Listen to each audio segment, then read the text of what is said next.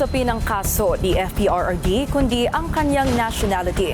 Yan ang paniwala ni Chief Presidential Legal Counsel Salvador Panelo kung bakit ipinipilit ng ICC ang paglilitis sa dating Pangulo. Rodrigo Roa Duterte. Mukhang tutuluyan talaga ng International Criminal Court ang trial ni former President Rodrigo Duterte sa kasong Crimes Against Humanity. Yan ang tingin ni former Chief Presidential Legal Counsel Salvador Panelo. Sa panayam ni Panelo sa agenda, may motibo umano ang ICC kung bakit ipinipilit na litisin ang dating Pangulo. They're pursuing, targeting the black race. Wala silang dinimandang puti eh. Yung mga, ngayon, brown race.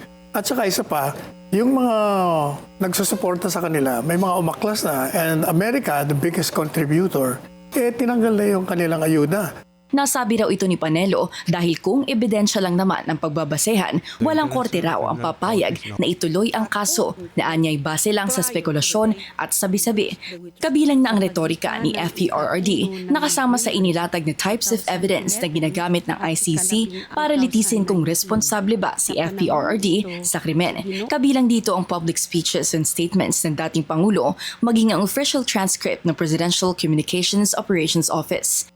Gaya ng isang speech ni Duterte noong 2016 kung saan sinabi nito na tatapusin niya ang problema ng bansa sa droga at krimen sa loob lang ng 3 hanggang 6 na buwan dahil uutusan daw niya ang pulis at militar na pumatay.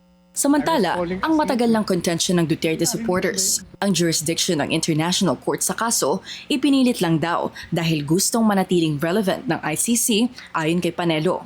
Kung i-dismiss daw ng ICC ang kaso ni Duterte, lalong hihina ang korte na tinalikuran na umano ng Estados Unidos. Pebrero noong nakaraang taon, nag-impose ng sanctions ang United States sa ICC, kabilang ang blocking of property and assets at suspension of entry para sa ICC officials, employees, and agents dahil hindi daw ito makabubuti sa interes ng Amerika. Ito ay dahil sa pag-iimbestiga ng korte sa close ally ng Amerika, ang Israel. Para sa White House, baseless action ang ginawa ng ICC at targeted din sila sa investigasyon ng korte sa Israel. Isa rin ang Estados Unidos sa hindi kumikilala sa jurisdiction ng ICC ayon sa sanction order na ito ni US President Donald Trump. Samantala, hindi pa raw nakakausap ni Panelo ang pamilya Duterte pero handa naman daw ang kanilang kampo sa paglilitis.